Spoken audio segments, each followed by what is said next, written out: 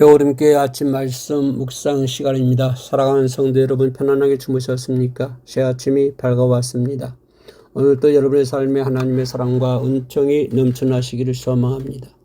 이 아침에 하나님이 우리에게 주시는 말씀은 이사야서 43장 18절로 19절 말씀이 되겠습니다. 하나님께서 주시는 일에 마음을 여는 삶입니다. 이사야서 43장 18절과 19절 말씀은 바벨론 포로라는 절망적인 현실 속에 있던 이스라엘 백성에게 주어진 하나님의 소망의 말씀입니다.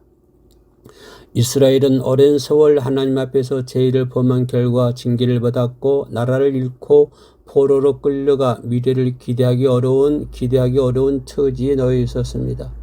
그들에게 과거는 실패와 상처, 눈물과 후회의 기억이었으며 현재 또한 여전히 벗어날 길이 보이지 않는 답답한 현실이었습니다. 이러한 상황 속에서 하나님은 이전 일을 기억하지 말고 옛날 일을 생각하지 말라고 말씀하십니다. 이 말씀은 과거를 부정하거나 지워버리라는 의미가 아닙니다.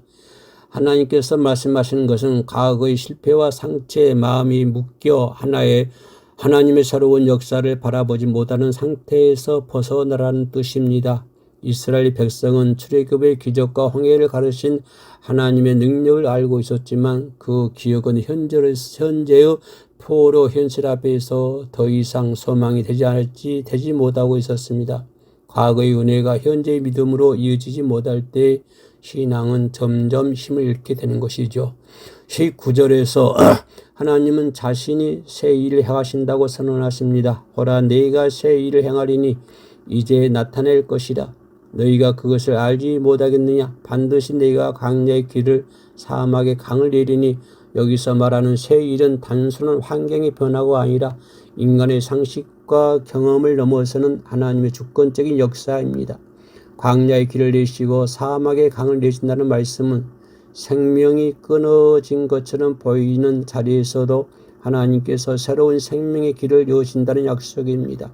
이스라엘이 처한 현실은 광야와 같고 사막처럼 메말라 있었지만 하나님은 그 자리에서조차 구원의 역사를 시작하고 계시는 것입니다. 이 말씀에서 드러나는 핵심은 하나님의 능력이 아니라 그 일을 받아들이는 인간의 마음입니다. 하나님은 이미 새 일을 준비하고 계시지만 과거의 상처와 두려움에 마음이 닫혀 있을 때 하나님의 일하심은 분명하게 보이지 않게 됩니다. 하나님께서 새 일을 선포하시는 이 말씀은 눈앞의 현실을 넘어 하나님의 역사하심을 신뢰하며 삶을 바라보게 하는 것입니다. 오늘을 살아가는 우리의 삶도 이와 다르지 않습니다. 지나온 시간 속의 후회와 아쉬움, 해결되지 않는 문제들로 인해 마음이 무거워질 수 있습니다. 그러나 하나님은 오늘도 여전히 우리 삶 가운데서 새 일을 행하시는 분이십니다. 중요한 것은 상황의 변화가 아니라 하나님의 일에 마음이 열려있는 믿음입니다. 이 말씀은 하나님의 일하심을 기대하며 하루를 살아가게 하는 믿음의 기초가 될 줄로 믿습니다.